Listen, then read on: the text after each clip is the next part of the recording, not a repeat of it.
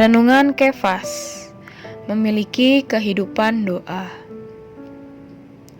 1 Timotius pasal 2 ayat 1-2 berkata, "Pertama-tama aku menasihatkan, naikkanlah permohonan, doa syafaat, dan ucapan syukur untuk semua orang, untuk raja-raja dan untuk semua pembesar, agar kita dapat hidup tenang dan tentram dalam segala kesalehan dan kehormatan."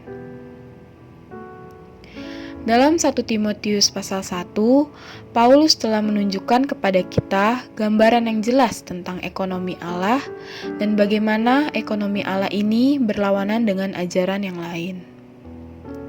Selain itu, di dalam pasal 1, Paulus juga menugaskan kepada kita agar kita memperjuangkan perjuangan yang baik bagi ekonomi Allah.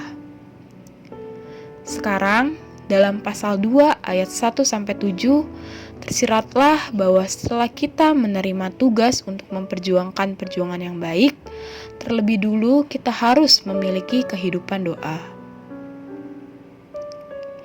Bila kita mau menjadi Timotius hari ini, maka kita harus memprakarsai untuk tidak berargumentasi, tidak bergosip, tidak mengkritik, melainkan berdoa. Kapan saja kita mendengar berita baik atau jelek mengenai kaum beriman atau gereja, kita harus berdoa.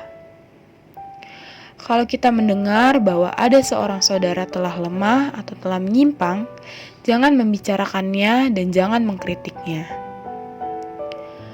Menurut 1 Timotius pasal 2 ayat 4, kita berdoa adalah untuk melaksanakan keinginan Allah yang menghendaki supaya semua orang diselamatkan dan memperoleh pengetahuan yang penuh akan kebenaran.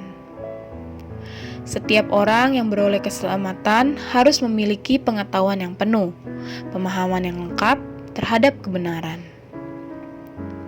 Walaupun mungkin sekali bagi kita untuk berdoa setiap waktu, pagi, siang, sore, dan malam, tetapi bisa jadi kita tidak dapat berdoa di mana-mana.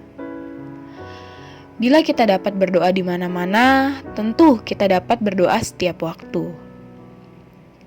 Berdoalah di kampus, di rumah, dan di atas kendaraanmu. Dalam ayat 8, Paulus juga mendorong saudara-saudara untuk berdoa, tanpa marah dan tanpa perselisihan. Marah dan perselisihan akan membunuh doa kita.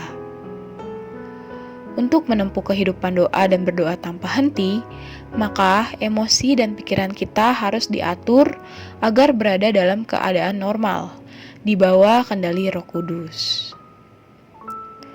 Poin penting, yang pertama, mendoakan setiap orang yang baru beroleh selamat, agar ada kedambaan untuk memperoleh pengetahuan yang penuh akan kebenaran.